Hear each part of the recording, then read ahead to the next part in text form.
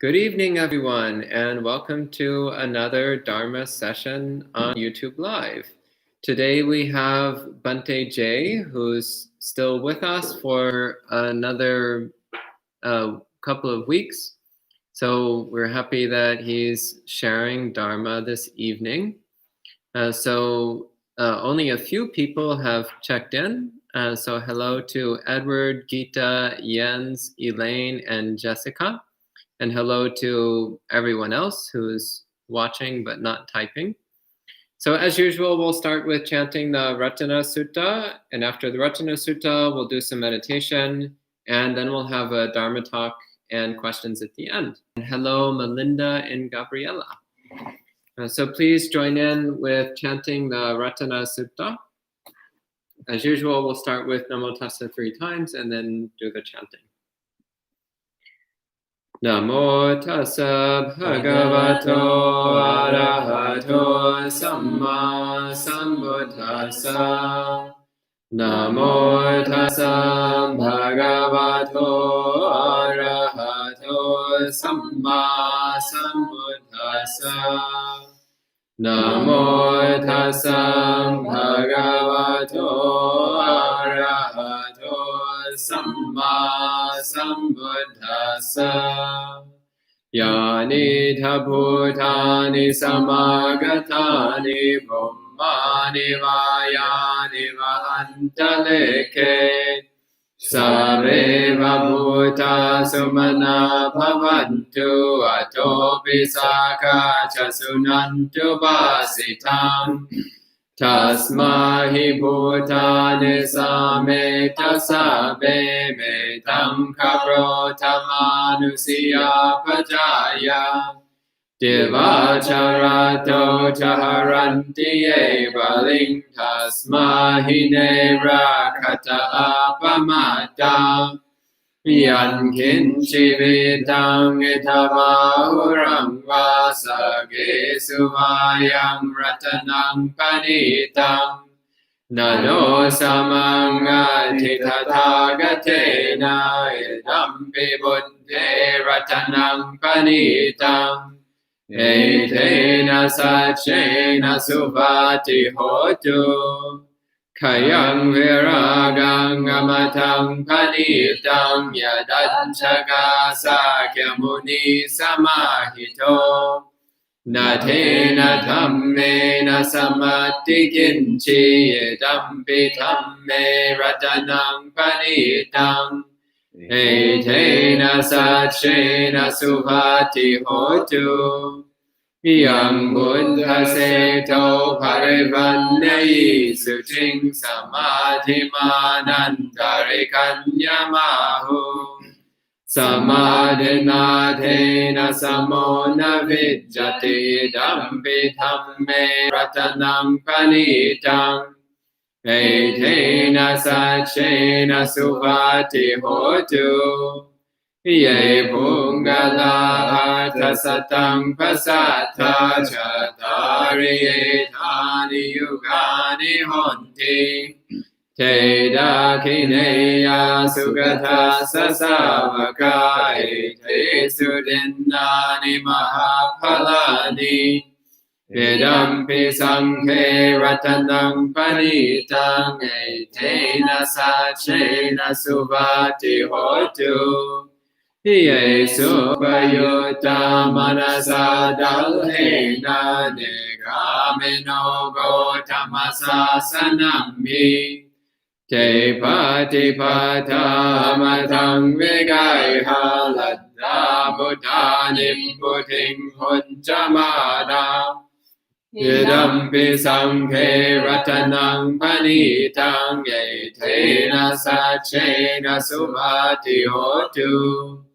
Yathinda kilo pataving sito siya chatu bivate viyasampakampiyo. Tatu pamang sampurisang varami yo arya sachani aveccha pasati.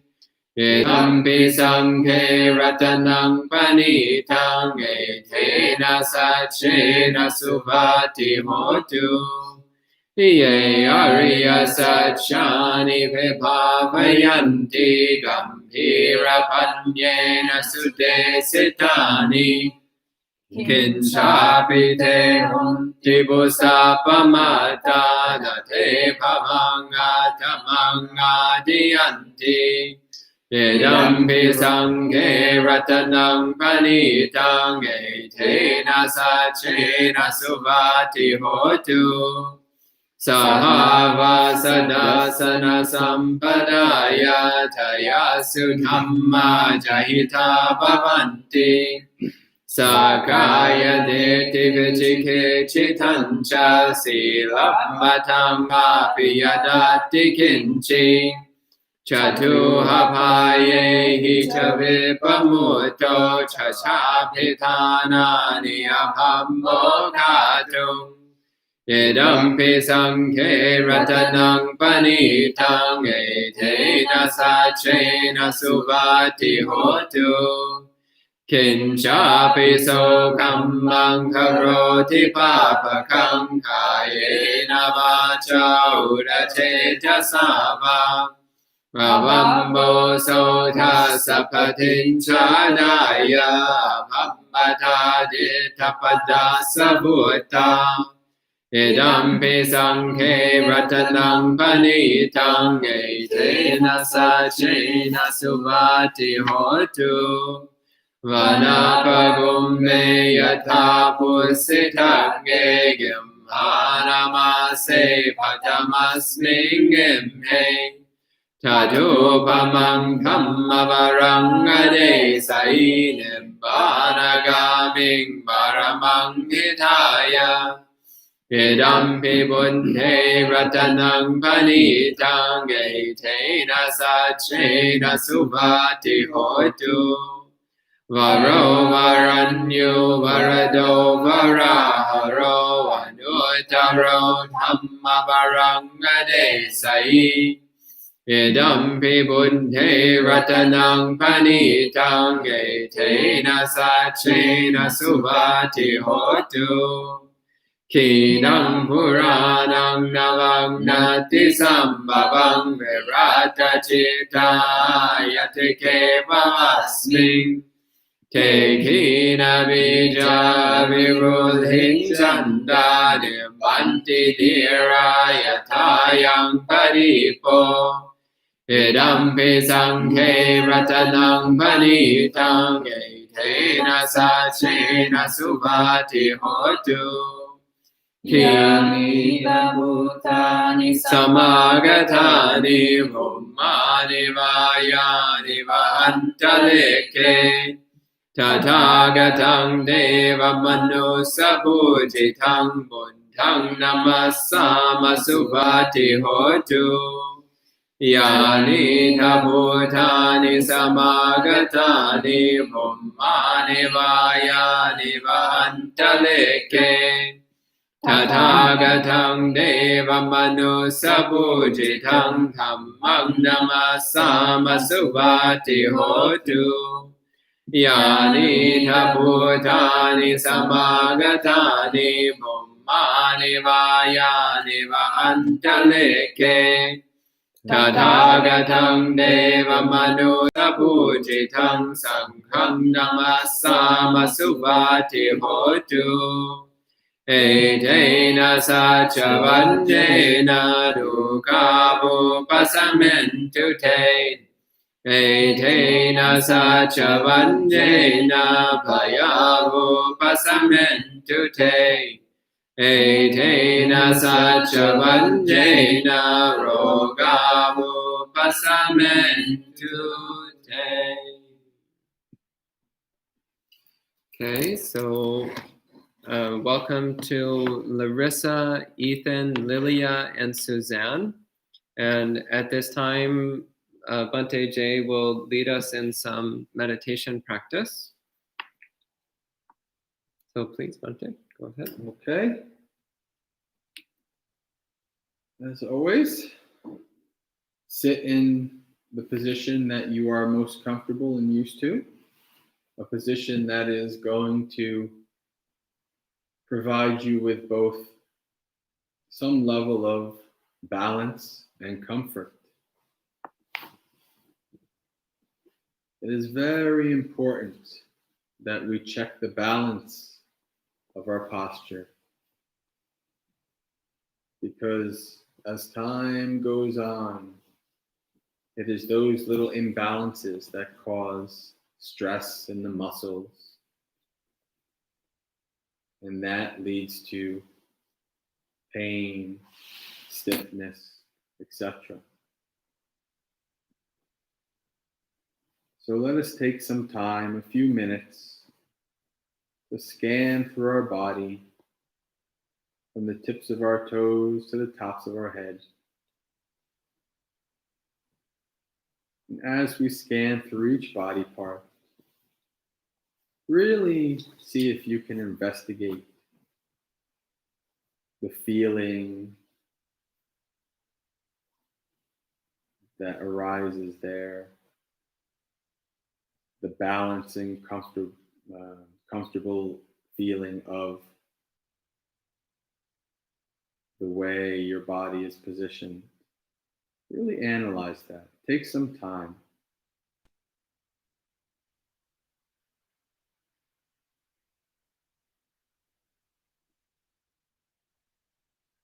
Even something as small as the way your knee is positioned a little bit off than normal can lead to imbalances that cause pain later on.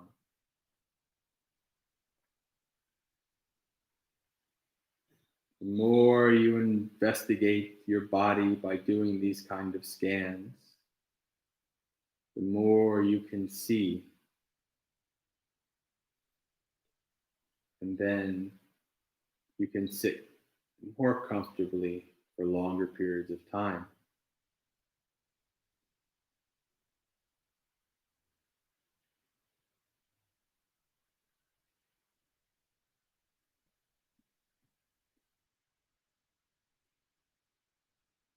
As you're scanning through your lower body, keep in mind that the lower body is like the foundation of a house or a pyramid. If the lower body is not stable and balanced, the upper body cannot hope to be. You will stretch and bend your upper body to try to keep balance, and that will cause pain and discomfort.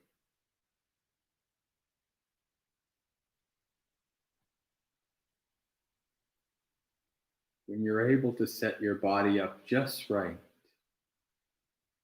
you'll know, because all of a sudden, it's like your body is not there. And it's so easy to go right to the breath.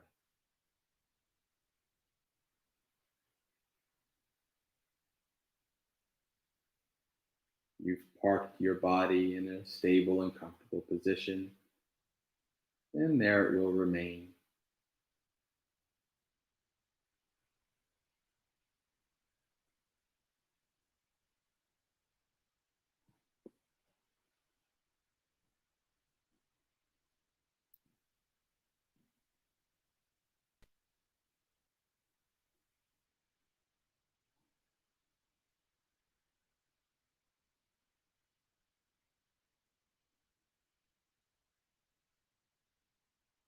When you move into your upper body, check things like the shoulders hanging loosely.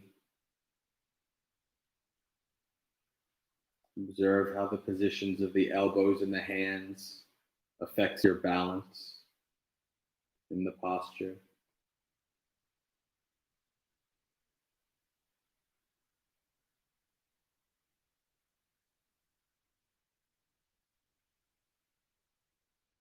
How these various placements affect the alignment of your spine.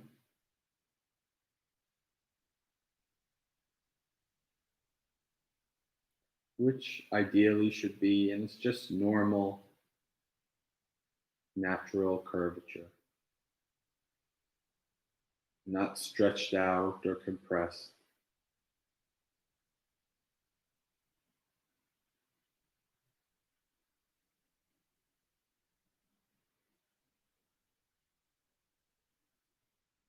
And then, just as the upper body rests and depends on the lower body to be a good foundation, so too does the head rest upon the upper body. The way the upper body is positioned will affect the balance of the head, position of the spine.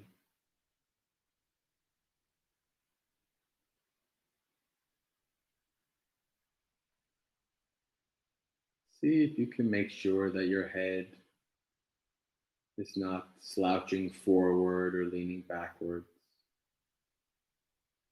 with your chin parallel to the ground.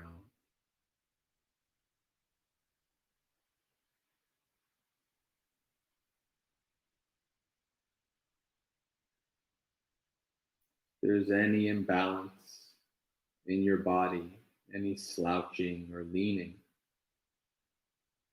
that will cause stress and pain later on.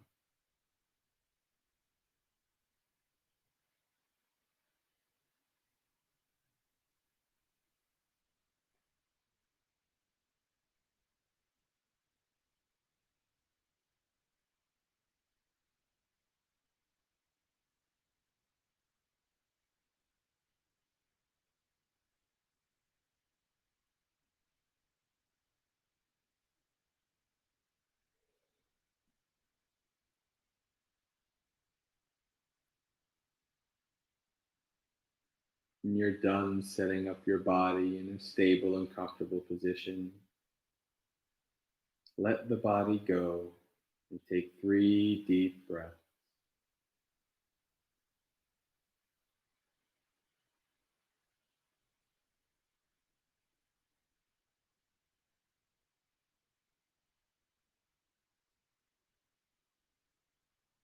Then let the breath go.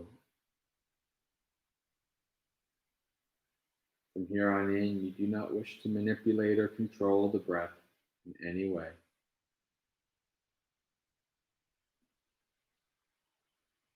The body does not need you to do its job.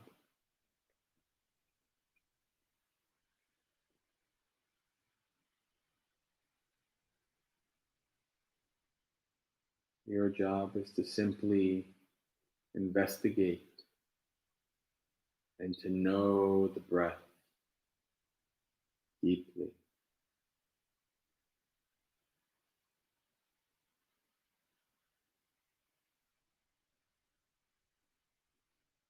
The Buddha tells us that the breath can take us all the way to awakening.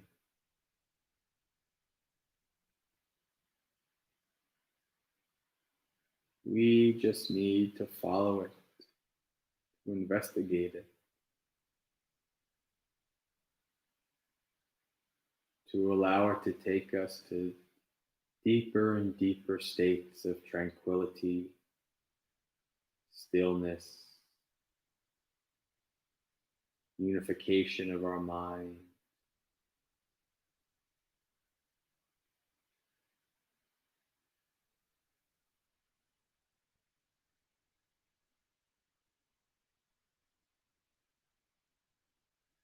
Every cycle of the breath is one step closer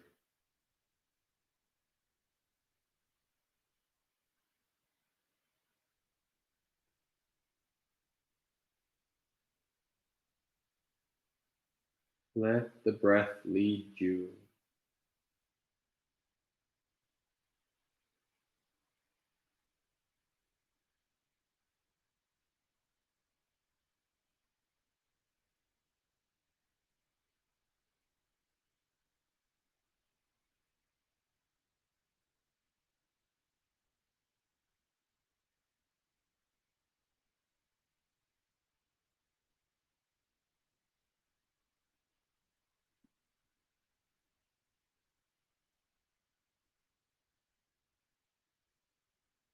When your mind decides it's had enough of the breath and wants to go flying across the world or the universe, the past and the future,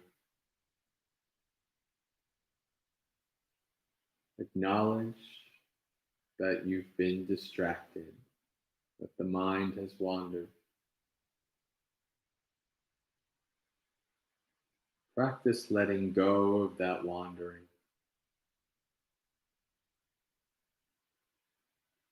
neither to push it away or to get attached to it, just to let it be, and then return to the breath.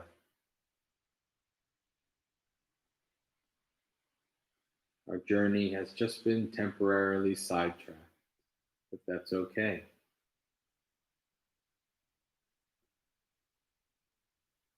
Like a sightseer driving down the road that stops at scenic overlooks and shops and different things. And then when they're done, gets back on the road and keeps going. So too, when we ever get distracted from the breath, we return to the breath and keep following it deeper and deeper into tranquility, stillness.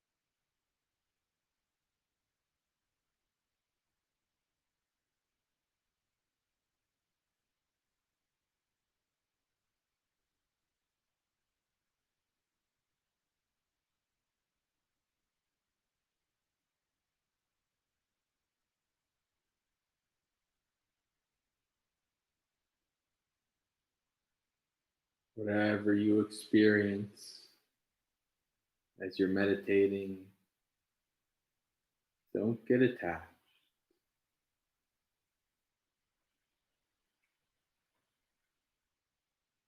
Understand that it is impermanent,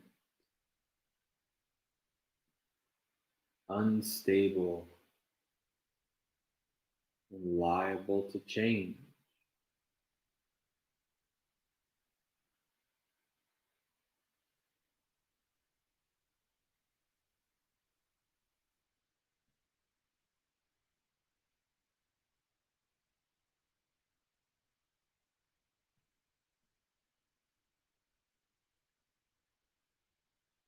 Whether it's a pleasant feeling or a painful one,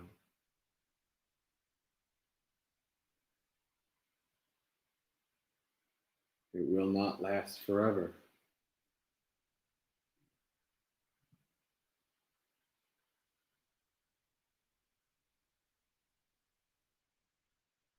And attaching to it will only cause us our own suffering.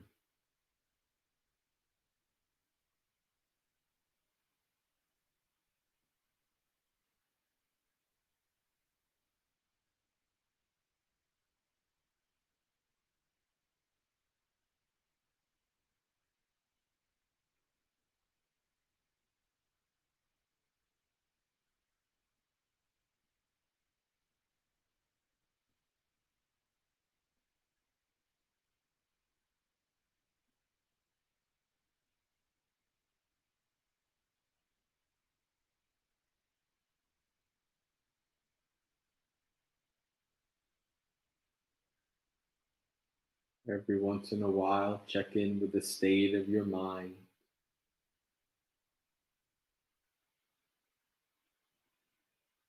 Observe if your mind is becoming more calm and tranquil, or not.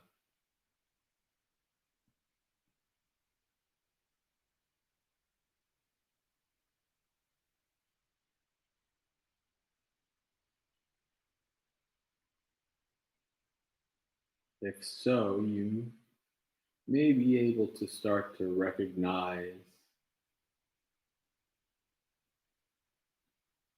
deeper characteristics of the breath, like sometimes the breath is long and deep,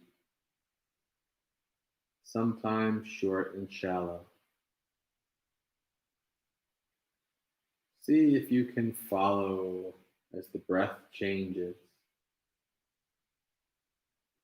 like a bird glides on the wind.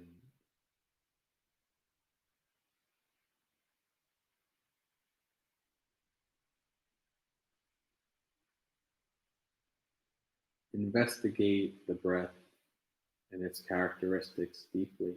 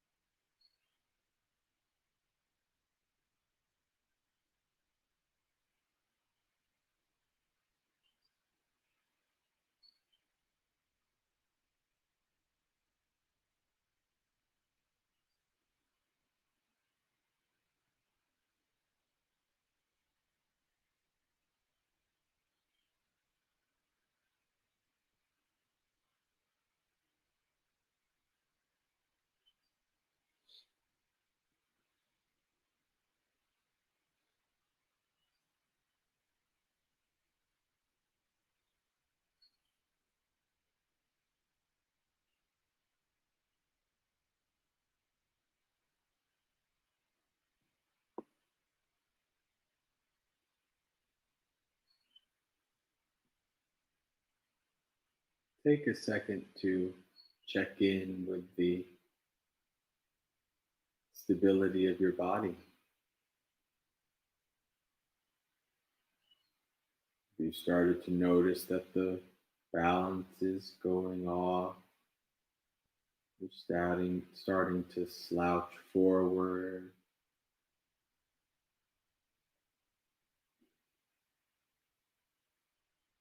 Right? If you start to notice these things as you're meditating, take the time to gently adjust yourself back to that stable and comfortable posture. Don't let it go too far. because then you will lose whatever tranquility and stillness that you developed in your mind up to that point.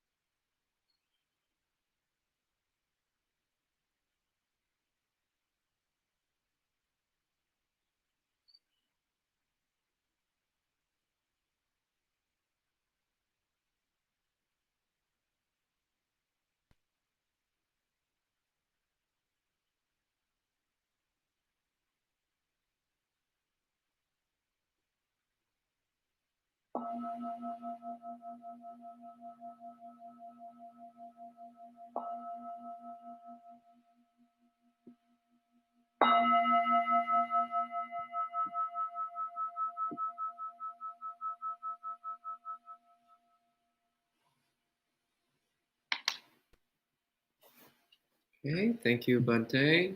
And hello to Jen, Adriana, Byrne, and AP. Welcome, everyone. And at this time, we'll have an opportunity to listen to a Dhamma talk by Bhante Jay. And feel free to enter questions at any time, and he will answer them at the end.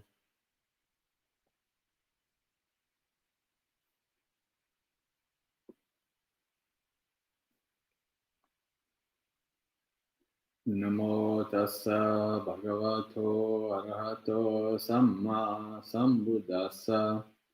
Namo tassa bhagavato arahato samma sambuddhassa. Namo tassa bhagavato arahato samma sambuddhassa. Good evening, friends. So I've been tasked with the topic of the trauma of everyday living. And this is an interesting topic. This is probably the first topic I've had to do a good amount of thinking on before doing a Dhamma talk in a while.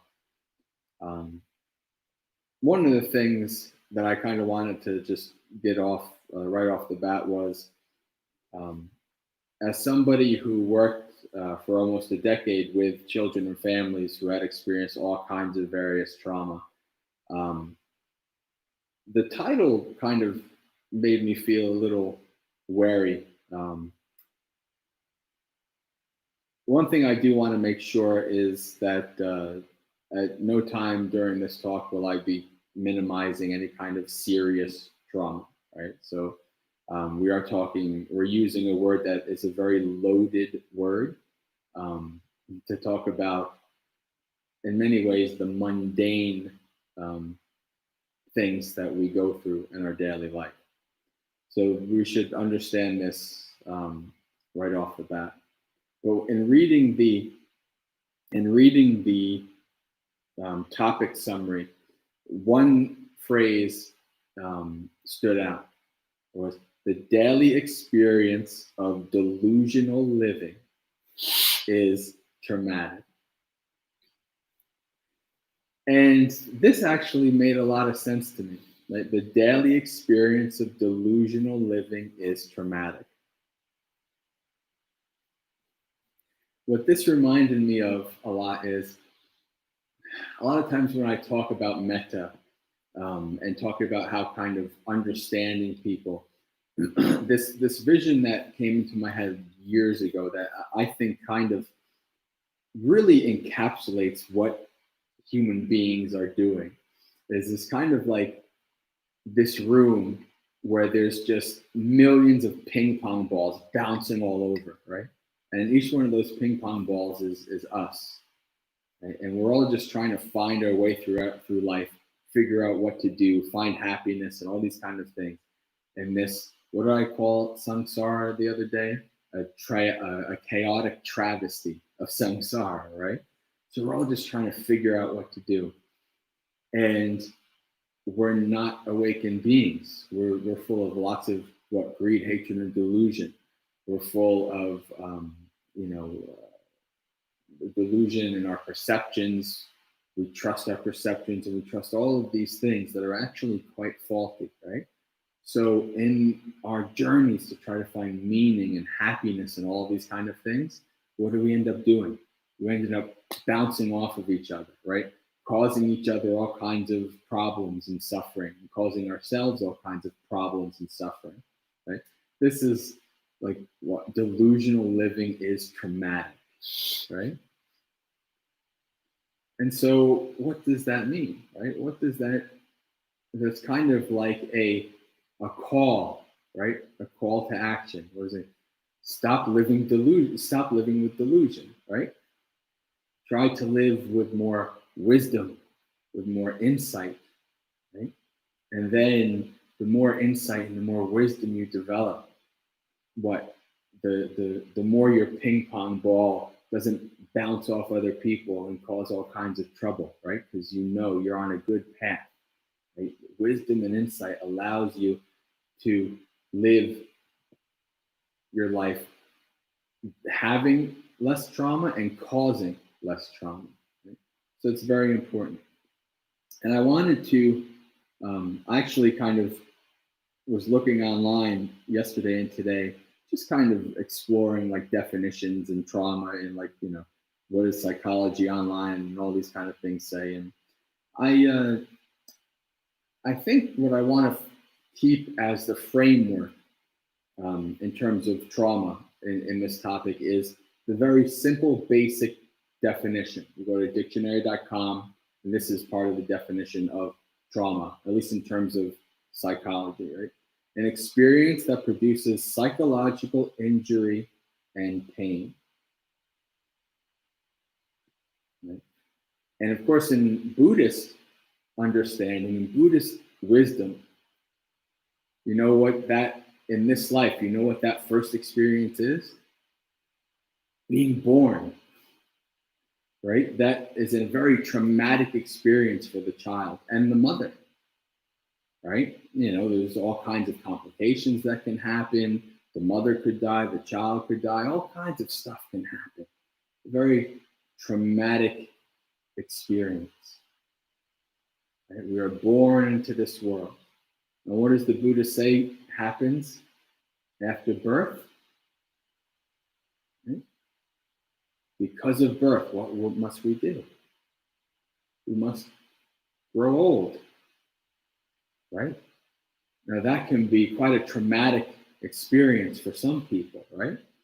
Especially if you're really attached to, you know, your youth, right? The Buddha in one sutta called Delicate, when he talks about how he was delicately nurtured, right? And how he had the best of everything and all this, he had an intoxication with youth, right? And so we have an intoxication with youth. What happens as we get older?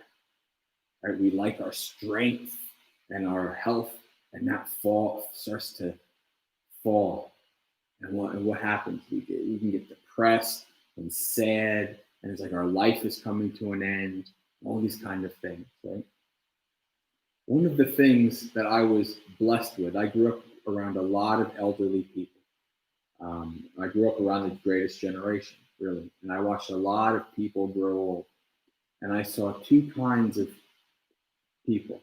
I saw people who grew old gracefully and happily, and I saw people who fell apart mentally and physically when they grew old, right? Growing old, that can be quite a psychological injury and pain, right? That can cause a lot of mental injury and pain. When we think about how I used to be able to see so well, and I used to be able to hear so well, and all these things. Now, is life even worth living, right? We can get lots of, really negative mind states about this if you are thinking about it in such a way, right? If you're avoiding it, right? Not wanting to think about it. Is it a coincidence that the Buddha says one of the things we should think about all the time is, I'm subject to old age? I don't think so. What else are we subject to, right? Sickness, illness, another thing, right? You're going through your life, everything's wonderful. You start to have some pains, right? What are these pains? This is weird. And then they just persist. You're like, oh, maybe they'll go away. They persist and they persist. And you start to maybe feel other things that are kind of off in your body. You go get tested, you got stage 4 cancer. Whoa! Your life flips upside down, right? Can that be a very mentally traumatic experience? Obviously, right? What about death? One day you're going along, right? Maybe you get married, all kinds of things. And then car accident, whatever. And the person you love is gone.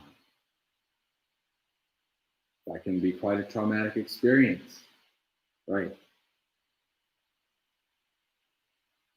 Old age, sickness, death. Most of you already know these things, the divine messengers that the Buddha gives us, wants us to reflect upon every day. And why? Let's think about this in psychology.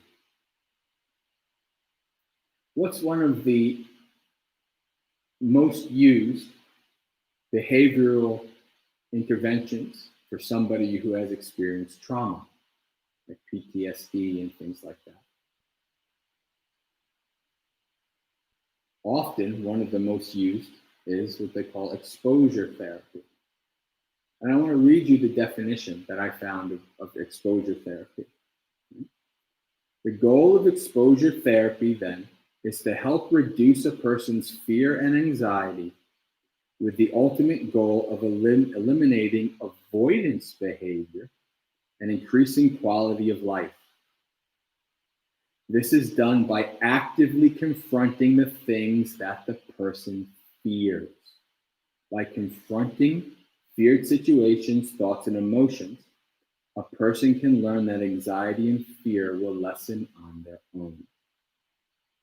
It's very powerful, right? And there's, some examples, like for instance, like I remember years ago watching this thing, how they, soldiers with PTSD, they kind of help treat them with this kind of exposure therapy by putting them in like virtual reality things, right? They put them back in the battlefield, right? A person who has been assaulted, they might, try to bring them back to the place they were assaulted, right? Or even somebody who becomes like an agoraphobic, where they're so afraid that they eventually keep withdrawing, and eventually they're so afraid to even leave their house, right? I remember listening to a psychologist, and he talked about how, a clinical psychologist, and he talked about how he dealt with somebody who was like agoraphobic, and as somebody who did not want to go in the elevator, right? And he says, can you take one step to the elevator? And I'm like, yeah, I think I can do that. One step. Can you take another step? No, I can't do it. Okay, we're done for the day. Right? The next time, can you take this next step? I think I can take the next step, right? And over time, what happens? That person realizes that they're stronger than they thought they were, right? That they're able, the fear doesn't go away, the anxiety doesn't go away per se. But what they realize is that they are stronger than they thought they were. They are what they call anti-fragile, right? Being anti-fragile means that, yes, there are really tough things in life, right? But I can handle them. It's okay. I can deal with them and not fall apart, right? So, and then one day, the person gets in the elevator and they realize, wow, I can use the elevator. I'm okay, right? This exposure therapy. Right? Now, I ask you, what do you think meditation is? What do you think the various practices that the Buddha gives is? Exposure to the reality of how things are. And so even in the Buddhist practice, the cure is exposure, right? Think about what the 5 subjects of contemplation. The Buddha wants us to reflect. I'm going to get old. I'm going to get sick. I'm going to die, right? These are 3 of the biggest ones that people, most people might not experience, losing all their family in a fire, or getting assaulted, or all these kind of things in their life. But getting old, getting sick, and dying, everybody's going to experience that, right? And so what is it when we practice this, when we understand the reality of these things, when we come to terms with the reality of these things, when they happen, it's not that you don't suffer from them. It's not that they're not necessarily traumatic. But when they happen, you realize, yes, this is normal. This is expected, right? The same clinical psychologist that I listened to years ago, he said something that really spoke with me as somebody who's been to a lot of funerals and has experienced a lot of loss of close loved ones. He said, try to be the person who can hold it together at their father's funeral. What does he mean by that? Does it mean be all stoic? I'm good. No, he doesn't mean that. He means that if you've ever I've had to plan a funeral and pick a casket and do all these kind of things, right, while experiencing a great loss. Right? But I was able to hold it together. Why? There were people around me who couldn't. Right? So I was going through my own grieving and my own process, right? But I could do what I needed to do, and I could be there for other people, right? That's what that means. That means that understand what's going on and see it with such wisdom that even though you will have the grieving process and you will have the fear and all of that stuff in you, but you don't fall apart, right? You are anti-fragile. You can be there for others, right? Instead of 5 people needing to hug you at the funeral, you can hug 5 people, right? That's powerful. That's really profound, right? To be able to deal with a trauma in such a way. So as Buddhist practitioners, this really behooves us to understand, to see reality, to know things as they are. Right? Because as we develop in our wisdom and we develop in our insight, we become anti-fragile. We understand this is the nature of reality. Right? Like one of the most profound scenes to me in all of the suttas is when it's a Mahaparinibbana Sutta, right? When the Buddha is about to pass away. And they said people are pounding their breast and ripping their hair and saying, oh, the life of the teacher has gone too soon. But those who understood were to the side, peacefully abiding, understanding. How can it be thus? How can it be other? The teacher taught us that which must arise must cease. Right? That's not, they're not being callous and like, oh, you stupid people crying. No, they understand, right? They understand, yes, this is this. You know, of course, would they rather that the Buddhists stay longer in the world? I'm sure they would have. But they understood. This is just the nature. Do they understand that they would like the Buddha to be around for the benefit of more people and to hear more Dhamma? Of course. But they understood this is how things are. This is the nature, right? So when we practice the Dhamma and we understand the nature of this existence, right, in such a way, then we can live with more peace. We can act in the world with more wisdom. Right? And that's very important thing to do, right?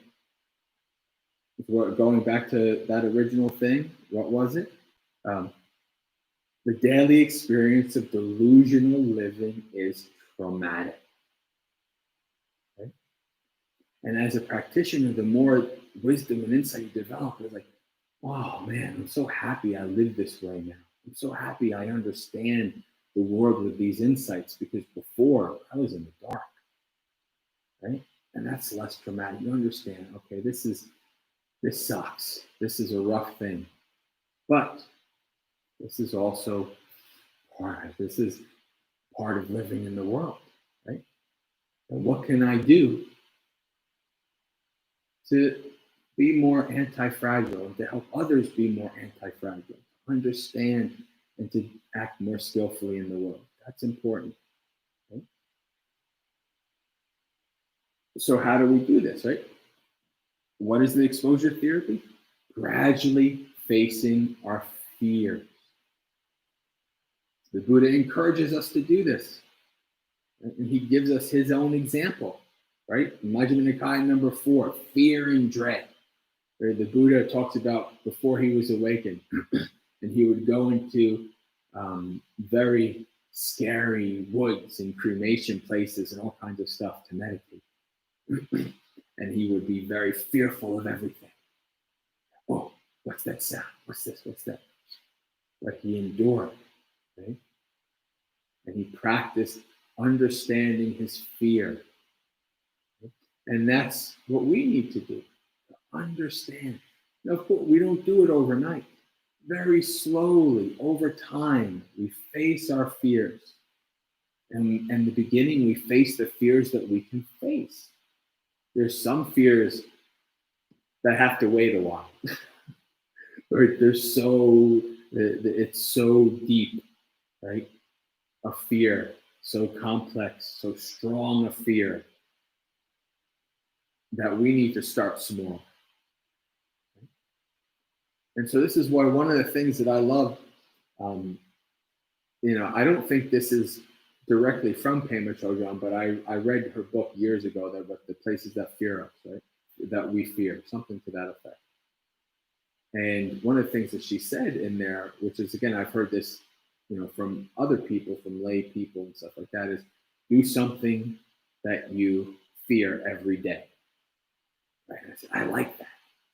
I just said, am I doing that? And I thought, yeah, kind of, but I could do better, right? So I just decided, okay, this is, what do I fear today, right? And it could be something as simple as going up to somebody that you don't know and just striking up a conversation, just saying hello, right? Somebody you don't know, somebody, who's from a side, the side of politics, or this or that, or whatever that you kind of don't like, or you're afraid of, or whatever, right? For whatever reason, go up to them and say hi, right? Something as simple as that, right? We're not talking about I often give the example of myself, how I kind of tried to work on conquering my fear by staying out in the woods at night and, starting with a tent and then just without a tent and all these kind of things. And that's, I can sometimes go overboard on things. So I don't, that's not something I suggest for everybody. But you find what your fear is, you work on it, you understand it, you investigate it. Right?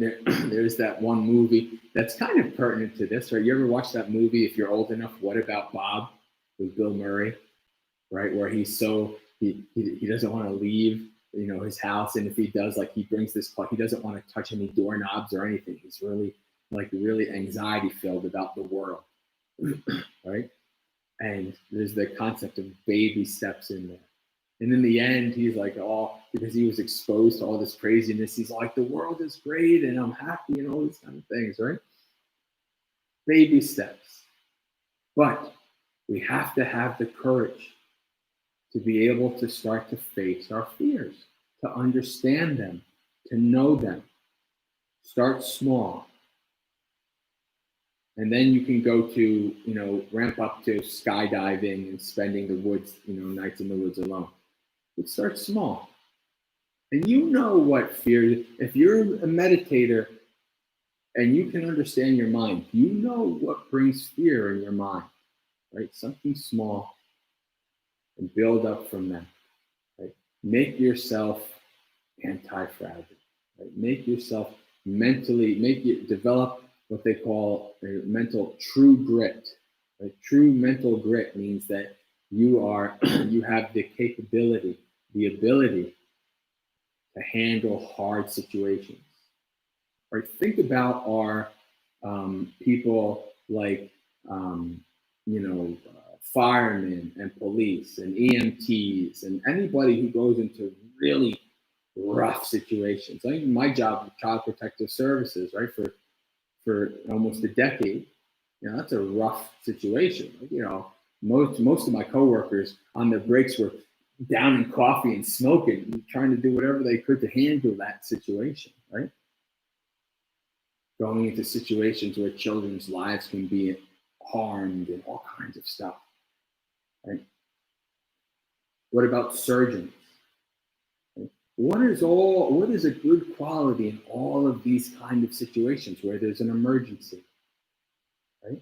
Being able to be calm, being able to assess the situation, right? Being able to act. All of these qualities can only happen if you've been able to understand and detach from your fear enough.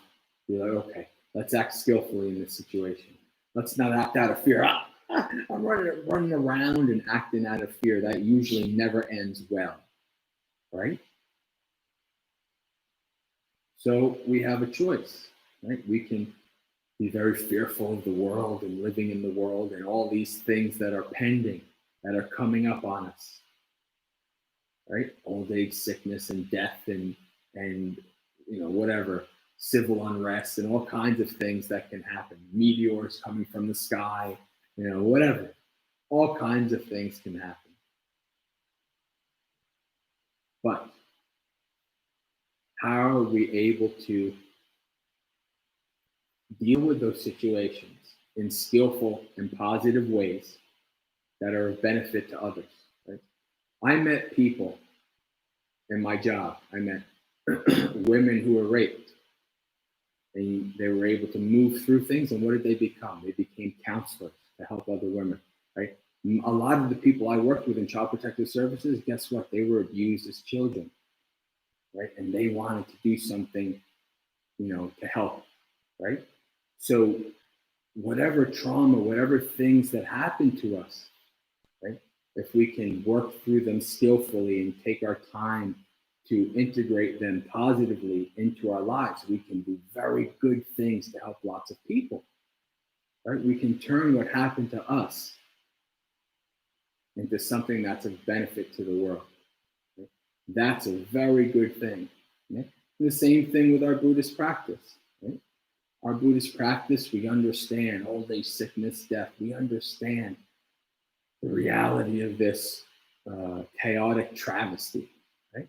So, because we understand this, we can live skillfully. We can have more peace and contentment for ourselves.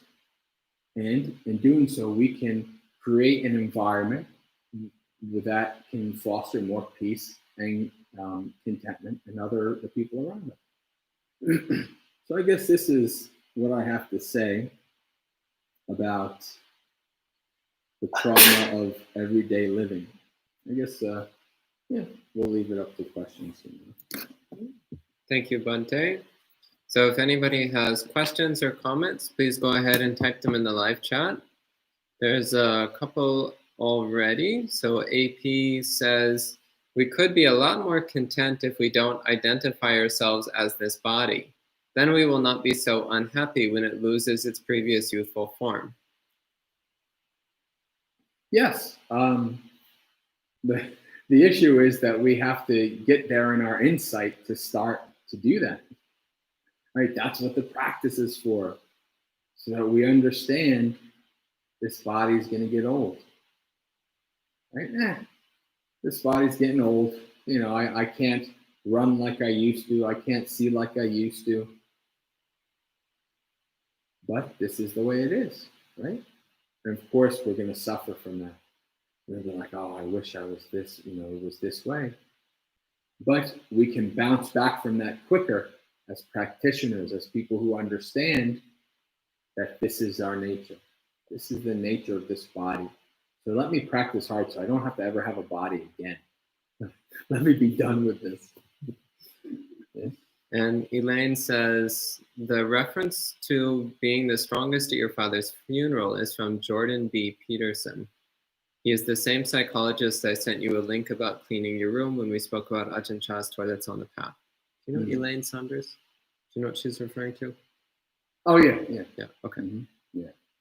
And AP asks, which hindrances are the cause of fear? Is fear always unwholesome?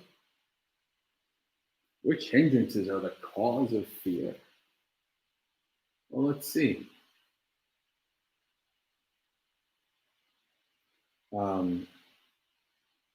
Sensual desire, right? We have fear, right? When we deal with unpleasant things. We want to get rid of that fear and that anxiety by indulging in pleasant things. Right? When we have restlessness and worry, right, we can build that fearful, anxious mind state. Right? All of these hindrances are like fear in the fact that they cloud the mind. Like the Buddha uses the examples of the pot of water and all the different ways that if it was boiling, or if it had dirt, or if it had moss, right? All the different ways that we can't see clearly. The Buddha is very clear when your mind state is in such a state. When your mind is in such a state, you can't see what? You can't see the good for yourself, you can't see the good for others, and you can't see the good for both. Right? So whichever way that they might be connected or not connected, they share these things. Right? And so when we have hindrances in our mind, doubt, right? Doubt can bring up lots of fear. Am I doing this right? Did I waste all this time? All of these things, right? I don't know how sloth and torpor could be connected to fear, but we can understand how all of these hindrances hinder the mind, just like fear does. Right? Can fear be skillful? Yes, right? Well, think about it in terms of evolutionary psychology, right? If our ancestors 200,000 years ago didn't have any fear, would we be alive right now? Probably not. They probably would have went extinct from saber-toothed tigers or whatever, megafauna and all kinds of things, right? So fear can point us to something, hey, this is probably something you should be very mindful about, something that you should care about, something that you should understand, right? Kind of the same thing with anger, right? Anger can point you towards something that might be valid and something that you might need to deal with. But you never want to act out of anger, and you never want to act out of fear. Why? Because those are clouded mind states. And in a clouded mind state, you can't see the good for yourself and others, right? So fear might be skillful in terms of pointing you towards something that you should be afraid about. And that's a good cue, but you don't want to let it go any further than that, right? You don't want to let it take you to have the fear really drive and control your actions in all kinds of unskillful ways. And Gabriela says, I've had actual difficulties with a lot of trauma by proxy in direct experience. So I never usually think about how the drudgery is also miserable as well. How do we recover from traumatic trauma?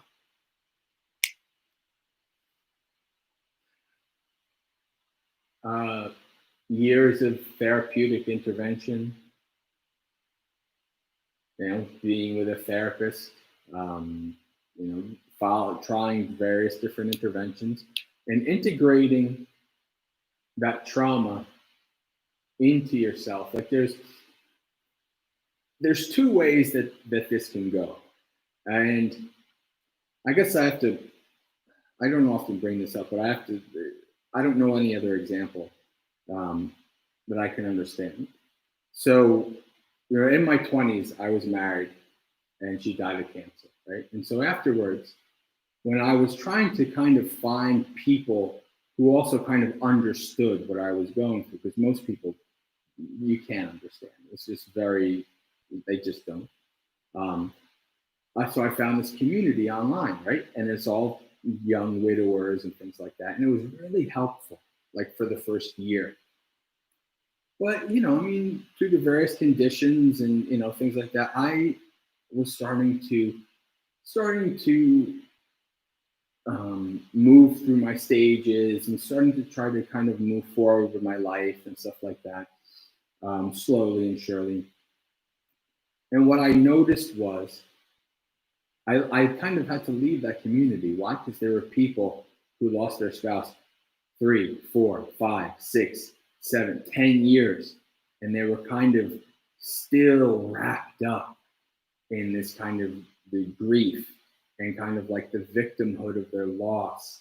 And they just, I didn't want to be that way.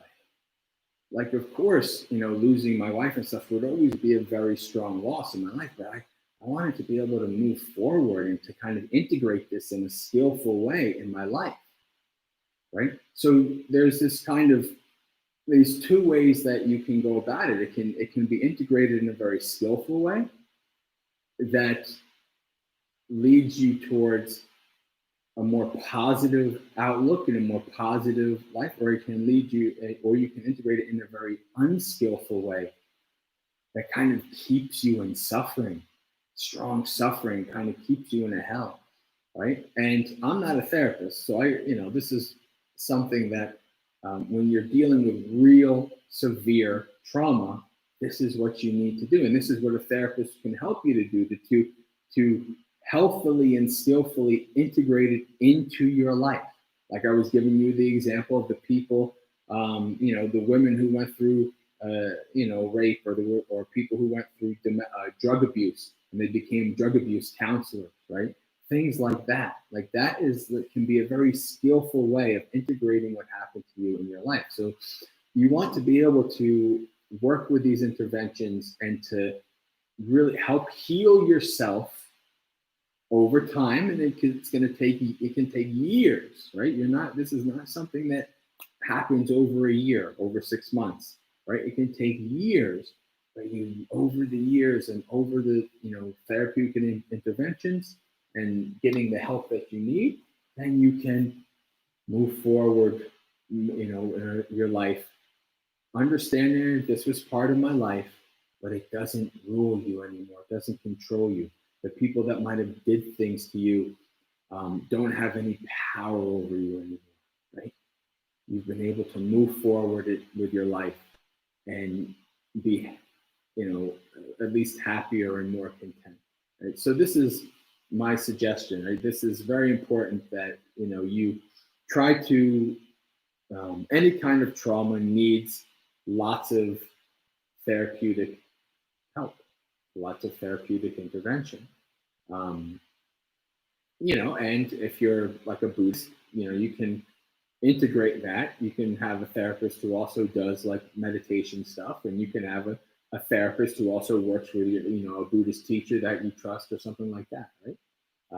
You can integrate both your spirituality and your therapeutic interventions together to help you as well. Okay. And Byrne asks, does it make sense to say make friends with fear? We are often pushed in our culture to feel shame of fear rather than to feel through it. We should integrate fear instead of deny it, yes? Yeah, making friends with your fear is good. It really is. You never want to like push away anything in your mind. You never want to be averse to it. You never want to kind of say, this shouldn't be here, right? So, accepting it is kind of like making friends with it, right? Accepting that this is in my mind, right? This is what I'm feeling right now, right? This is understandable, right? And how can I best engage with this in such a way that I will be able to have more peace and content and live skillfully. So being friends with your fear, that you can have metta for your fear, right? And if you're in a very fearful thing, you're trying to I'm trying to be anti-fragile and be courageous and all that, but I'll fear, right?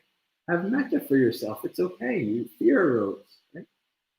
Work slowly with that fear, understand that fear, and eventually it doesn't go away, but it doesn't have power over you, right? You are able to act. Because I've worked so much with my fear, like I can be in a fearful situation. Like if I go out, like at Bhavana, when I would go out at night and meditate on the meditation platforms in the woods, and I could just be there, and I could feel like the tingling. I could understand all of the aspects that meant that this mind and body was experiencing fear, right?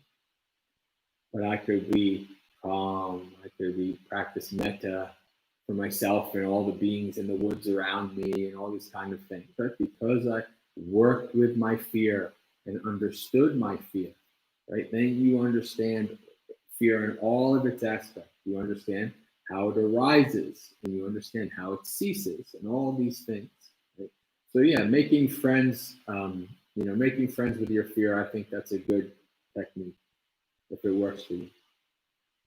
Okay, and Gabriella had a second question. She said, what do we do to improve our relationship with trauma? I think you already answered that, didn't you? Yeah, I think that's connected. I mean, I really do.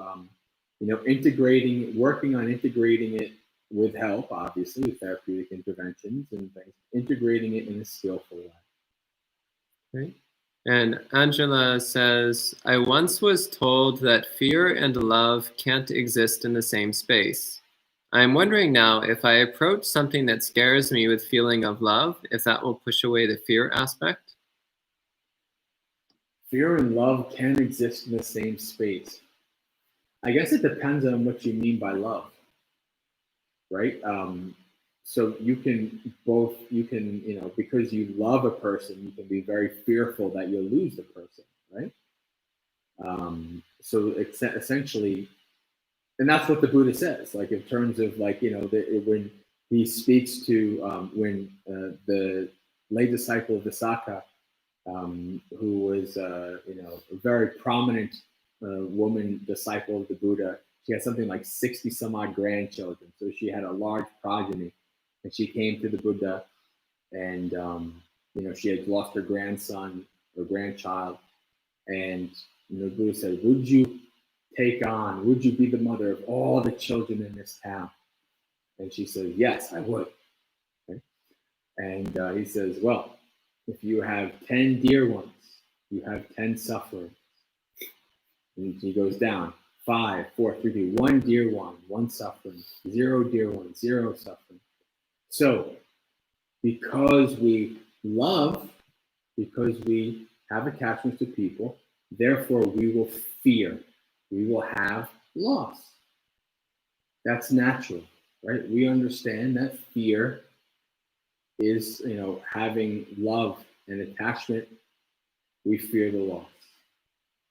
Right? This is something that we should understand. Not that we should think, "Oh, I'm a horrible Buddhist because I have fear or because I have attachments." No, we understand this is the nature of things, right? Just like me, I'm a monk. I still have parents that are alive, right? I'm not awakened, so when they die, I will have loss. Will it be as strong as somebody who hasn't been a meditation practitioner and experienced lots of death in their life? Probably not. But it will still be there because there's this attachment. Now, if you're talking about metta, if you're talking about like universal love / agape, which is what they would talk about in Christianity, or metta, which is like limitless goodwill, or love without any kind of attachment or boundaries or whatever, then I would say those two probably can exist at the same time.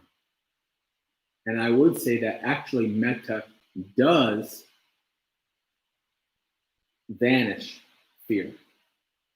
Because my own experience being in the woods, like if I'm in the woods, right, like I say, in the woods, like I remember the first time I was, when I camped in the woods with no tent and no fire and no protection.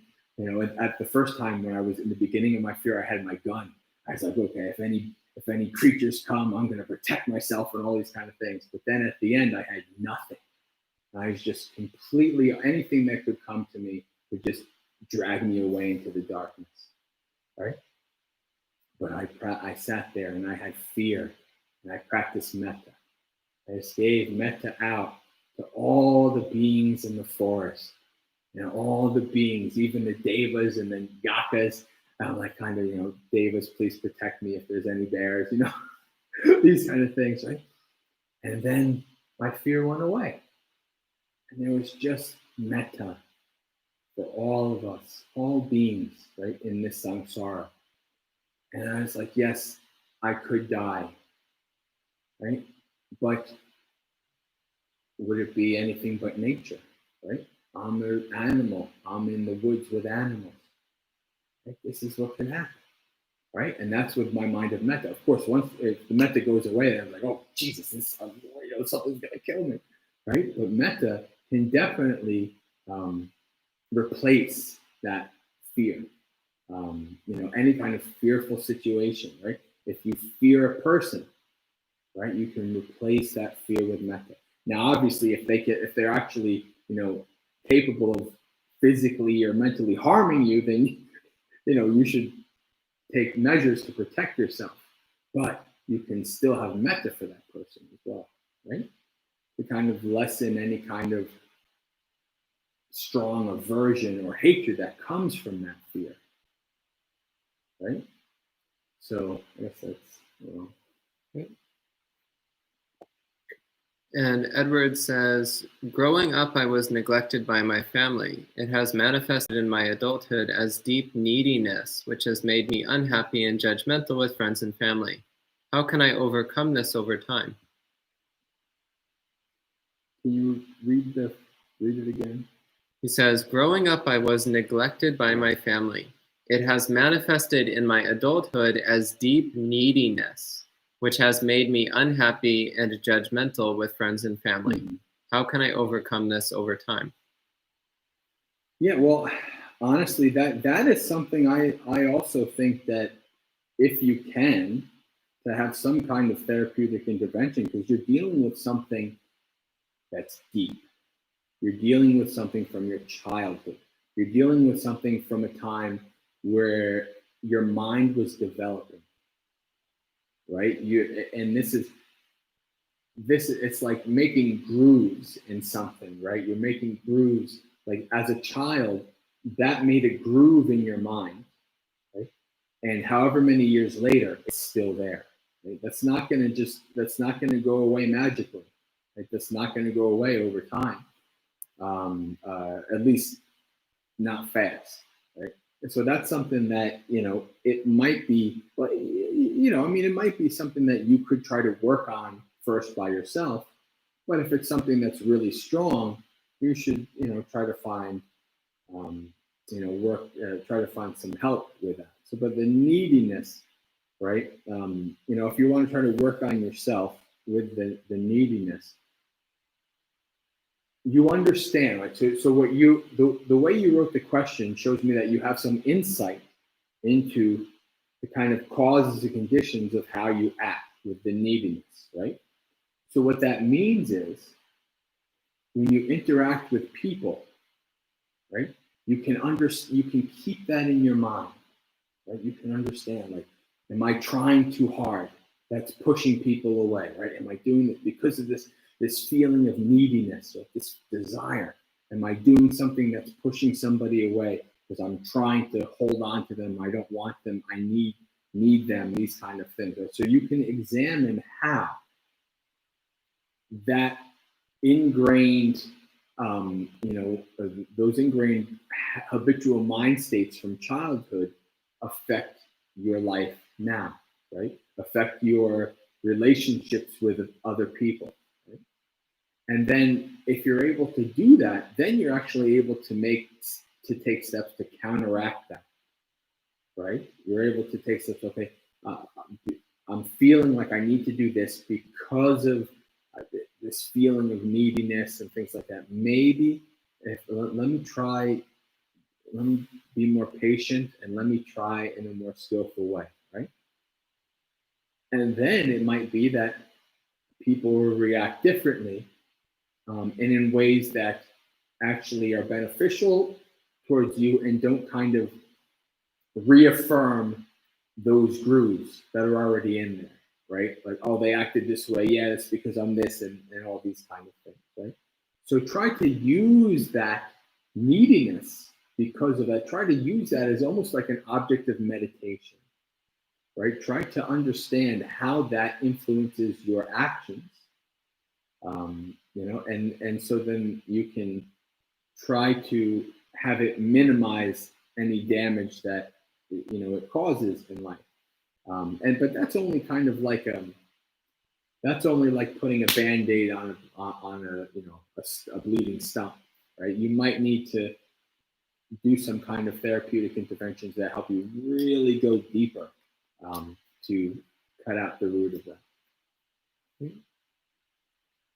And Kevin says, last Halloween, Bhante Sujato taught us, death is certain, life is uncertain. A simplified meditation on death. I use that mantra often. Very helpful. You said death is normal. Reminded me of that. Mm-hmm. Yeah, actually, the Bhante Sealing in that Bhavana Society says that as well. Death is certain, life is uncertain, death is certain. Yeah. So that's the old joke is what? The only thing that's certain in life is death and taxes. But even taxes aren't totally certain. Death is always certain. So, yeah, it's good to understand. And Adriana is horrified at the idea of camping with no tent.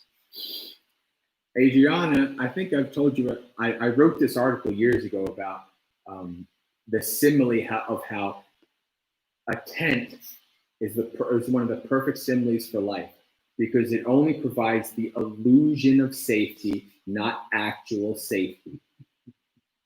I've seen a video of a bear literally just dragging a dude in the tent. The bear just like, oh, the tent, I'm just taking the tent with. Just takes the tent right out and drags the dudes in the tent. And his buddy's like, what? And like, trying to help him and things like that. When we go, if you camp in the woods, right? You go in the tent. Oh, okay. I don't see the darkness of the woods. I don't see the red eyes looking through the darkness and all these things. So it makes you feel better. But that's just an illusion. Out of sight, out of mind.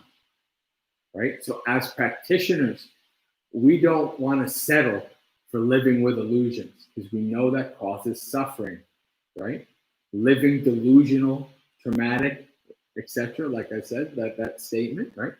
So we don't want to live delusionally. We don't want to live like we put our head in the sand like an ostrich. We don't want to live like that. We want to understand things as they are, face them bravely, and understand that what everything is anicca.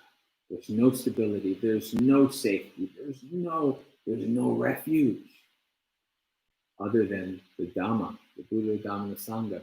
But ironically, as I always say, taking refuge in the Buddha, the Dhamma, the Sangha is taking refuge in the fact that there's no refuge. Only the Dhamma that leads us beyond this existence is a true refuge. That's it. So just because we have fear just because we don't have fear doesn't mean that there's not things out there that can still get to us. So on that note, there's no more questions, so we'll go ahead and end it at that time.